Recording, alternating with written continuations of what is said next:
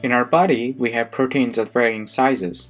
For example, insulin consists of 51 amino acids, whereas another protein called titin has been known to consist of around 30,000 amino acids. This variety in protein sizes could be utilized to identify different proteins in mixtures. Size exclusion chromatography, also known as gel filtration chromatography, relies on this difference in protein sizes to purify and separate mixture of proteins. The experimental setup for size exclusion chromatography is really straightforward. There is a chromatography column that is packed with fine, porous, insoluble beads, which are usually composed of dextrin polymers, agarose, or polyacrylamide. Small proteins can fit into these tiny holes that make up the porous structure of the beads and slowly travel through the column. On the contrary, large proteins cannot fit into those holes and can therefore migrate faster because of their big size. So, if a mixture of proteins with different sizes gets run through this column, larger proteins in the mixture will emerge first, whereas the small proteins will emerge the last. The peaks in the chromatogram can help us distinguish the proteins according to their sizes. As the large proteins emerge first and small ones emerge the last, we can say that the first peak represents the large protein and the second peak on the right represents the small protein. Also, the height of the peaks shows how much protein is there. In this video, we have so far talked about size exclusion chromatography, and now we will talk about a fast protein liquid chromatography machine, which can in principle rely on size exclusion chromatography to purify proteins. This machine is called AKTA Pure. Some of the essential components of AKTA go as the mixer, the sample loop, the injection port, UV, detector, and the fraction collector. Now we will show you an actual AKTA Pure machine and some important information regarding its parts and how it operates. Hello, this is Asal. I'm one of the students in Emre Hoca's lab, master's student, and today we are going to have a session about AKTA and size exclusion chromatography. This is the AKTA Pure instrument that we have in Sabancı, and it's kept in +4 fridge because we are running experiments mostly with proteins, and it makes sense to keep our sample in 4° and cool. So I open it. This is the main part, which all the sample injection, the column application, everything happens in the top part, and this bottom part is for the sample collection, which is called fraction collector. I can open.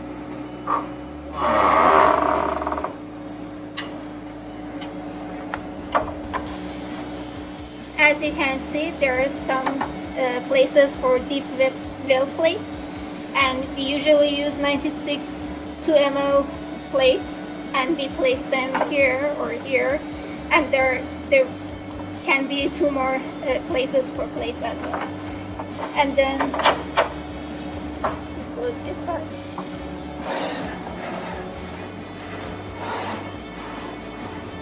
This is now trying to recognize where the plates are. So this is the sign.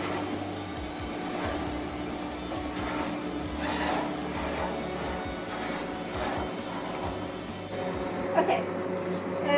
In the top part, you are seeing too many tubings and loops, but you shouldn't be scared. It's very simple. The main part here is the buffer, and if you can see, there are some metal parts connected to the tube, and they are placed inside the buffer. So your buffer will be basically moved from these tubes, and they have labels like A1, A2, B1, B2. And these are labeled for the pumps as well. So your buffer will go through this tubing, and it will go inside these pumps. So the pumps are A1, A2, B1, B2, which means in total you can use 4 buffers at most. And so if you follow the tubings, here are the pumps, and then your buffers will be pumped through these tubings in this direction. So if you follow this green line, here it's going to this part, which is the place for the sample injection. Actually, we use the syringe to inject the samples from here. And after sample injection part, it goes to here. So if you have the column in this part, your buffer will pass through the column and the 4 samples will pass, and then go to this UV detection part, which has the wavelengths of 280 and is suitable for the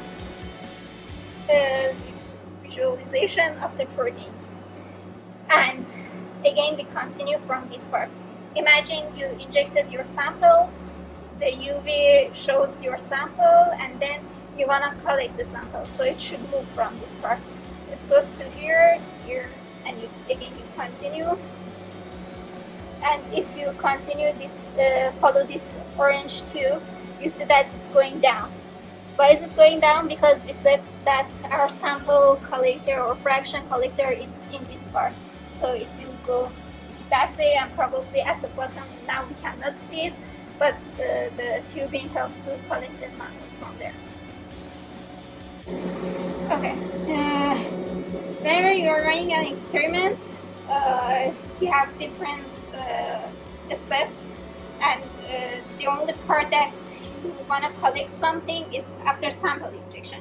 So before that, for the wash or equilibration, you don't want anything to be collected. So where does this all waste go? They go inside this bottle, and you see all the tubings here. So if you do not want to collect anything, everything goes to waste in this part. For example, you connect your sample loop here, and you want just to wash your loop before you use it. So the first time you wash the loop that is connected to this part with 20% ethanol, but you don't want it to go through the system. Where does it go? Again, it goes from this tube and it goes down to the waste. This is just an example. As we said, the purpose of this session is size exclusion chromatography. The size exclusion chromatography needs a special column, as you may guess. And the column that we are using for this purpose is this one. It's SuperDex 200 increase 10 to 300 gel filtration column. And basically your sample will move through this column, and based on the structure of the matrix inside the column, the different sizes of your solution will be collected in a different time. I think Ceyhun has mentioned in the introduction about the method and the logic behind these columns.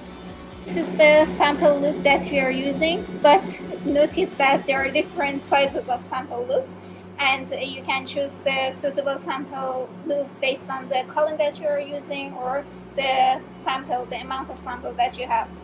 And where do we connect this is the part that we inject our samples, and you notice that there are 2 holes here, and this sample loop will be connected to this part, but I'm not connecting it now because I'm not running an experiment. Just wanted to show you this. Now I can show you the software that we are using to first write our method and to control the instrument itself and to analyze the result that we obtain from the experiment. So here is the method editor part. So as you can see, I opened a already written method, and this is for the wash and storage. I'm not going to details. I just want to show you so you can edit your method here. You can add, based on the experiment that you're performing, you can add each of these methods to here just by pulling it there. And here you start writing the method. So for example, you have to choose the column that you are using. First you need to mention the technique that you are using. So is it gel filtration, is it desalting or ion exchange, whatever. For us, the size exclusion chromatography is a gel filtration technique. And the column type, as I mentioned, it's super Dex 200 increase gel filtration column. So here, after you choose the column, these parts are usually filled automatically because the information about each column is already here, so you don't have to worry about this part. And then, for example, you go to this part, you see that you have to set the flow rate, you have to be careful about the inlets, A or B, which one you are using, and these inlets means the buffers that you are using. So you have to be careful which tube is inside which buffer. And if you're using, for example, water inside A1 and ethanol in B2, then and you want to use the ethanol, not water, so here you have to change this 0 to 100% B, because you just want to use ethanol, not the water. And here it may seem a bit complicated, like, for example, how do you know the flow rate, or how do you know how many times you have to wash this. So for the flow rate or the pressure of the column, you can use the manuals that are given by the columns themselves. So for example, when you first order your column, they will give you such a manual to how to write your method. So you can always double check the pressure that you're inserting or the flow rate that you're using for your column. You don't want to use a high pressure in the column because it may damage the matrix inside the column. So I think that's enough for this method part, and I mentioned the most essential parts that you have to know, and so that we can move on. The next part that I want to introduce you is the evaluation part. So after your experiment is over and the results are saved, you can visualize the results here. And here it is important to notice, when you order the column for the first time, you have to run some samples with the given molecular weight, and they will be for the calibration. So if you don't have any calibration curves, then running an experiment is completely useless. Why is it important? For example, they give you some proteins with KD, with the molecular weight of 70 kilodalton, 35, 14, with different sizes. After you run the experiment, you say that the protein that I'm expecting has the size of 35 kilodalton. So you can check here. So for example, in which fraction is your sample? Is it in this fraction, between these fractions, or here or there, just by using the calibration curve. So here I would like to explain these letters and the numbers that are written in the x-axis.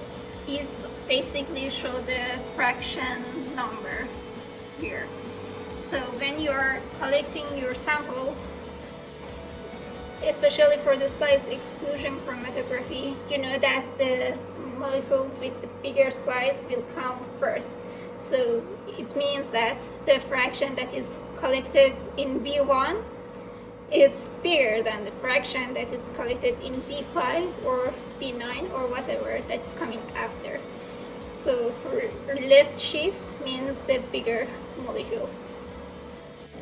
So using this evaluation part, you can easily find the fraction that is related to the protein of interest and collect the desired fraction. So if your fraction is from B1 to B5, you can, the peaks is in B1 to B5 and you are sure that your protein is in that range, then from this 96 well plate you will collect the fractions only in that wells. And that's all about this part. Thank you. Alright, now that we know everything about the AKTA itself, the instruments, and how to write the method, now we can mention some very important points for your future experiments, so that you have to consider before running an experiment in AKTA. So the first thing comes first. Everything in AKTA is run by the buffer, so even your sample in the loop is pushed inside the column by the buffer. So buffer is one of the most important part of your experiment. So the important thing to notice here is that when you prepare your buffer, you must filter your buffer and then degas the buffer. Why are we doing this? Because you see that the tubings here are very small and thin. You don't want any gas bubble, anything go inside the tubing, because it will block the tubes and your experiment will be basically useless, because the bubble is preventing your sample to go, for example, through the column, or there are bubbles in the column itself. So be careful about that part. Second, after you put your buffer there, you have to change the inlet you have to take the tube out from the buffer that you are not using to the buffer that you are going to use. And after you do that part, you have to purge the pumps that are here. What does it mean to purge it? For example, you put everything here, and the very first time that you are going to run an experiment, probably there are some air or some other things inside the tube remaining from other parts, from previous experiments or whatever. So you wanna open the pump, and with the syringe you will take some part of the, around 5 to 10 ml of the buffer, so that you make sure that the pump is really working well and nothing else is there. It's only your buffer. Next, let me open